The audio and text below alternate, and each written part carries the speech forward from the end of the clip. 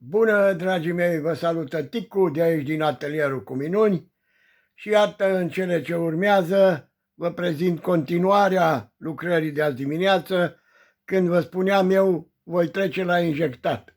Așadar am injectat 3 tipuri de momitoare din polipropilenă, la care am turnat și plumbii aferenți. Iată ce am obținut. Acesta este primul model, îl vedeți aici, are orificii pe sub toate nervurile, dar talpa este întreagă. Deci la contactul cu apa, nada nu va avea contact cu apa, cum este la cele din plumb. Cu orificii pe talpă, când lovește apa, sare nada afară.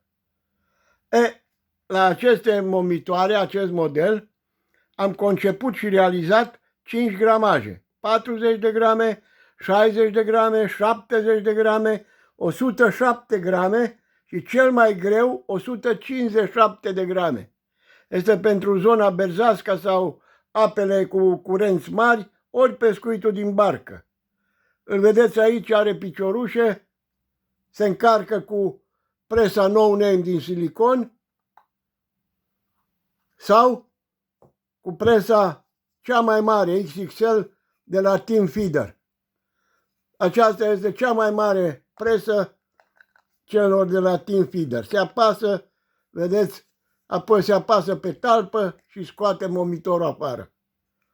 Am conceput-o pentru aceste două modele de prese și acestea sunt cele 5 gramaje. Pentru bălți nu este necesar piciorușele acelea, de aceea am pus autofiletante cu capul în talpă. Vedeți, la restul sunt piciorușe. În curenți medii și mici se poate pescui și cu acest 40 de grame. Cum sunt golfurile la Dunăre sau cele de 60 de grame. În funcție de curent și de apa vizată se pot adapta aceste metoduri.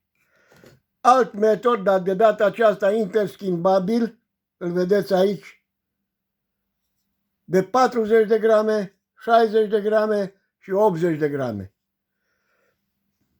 Iată-l cum se interschimbabilul. Metoda lui Ticu Pepsi, deja bine știută, este prin partea de capac, nu prin talpă. Îl vedeți, este cel de 40 de grame. Oricum îl arunci, cade pe talpă. Vrem să-l schimbăm, scoatem de pe tijă și îl introducem pe cel de 60 de grame. Astfel, rapid, în timpul partidei, fără să demontăm montura, se schimbă momitorul. Ultimul model turnat este un model mai special. Uitați-l aici. Îl arată Ticu. Îl vedeți aici.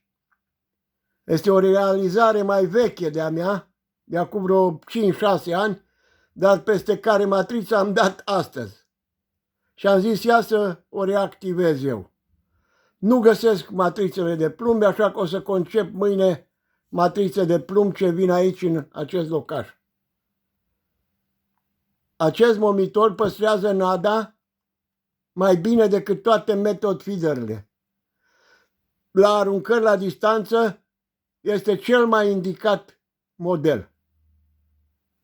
Se încarcă tot cu această presă No Name.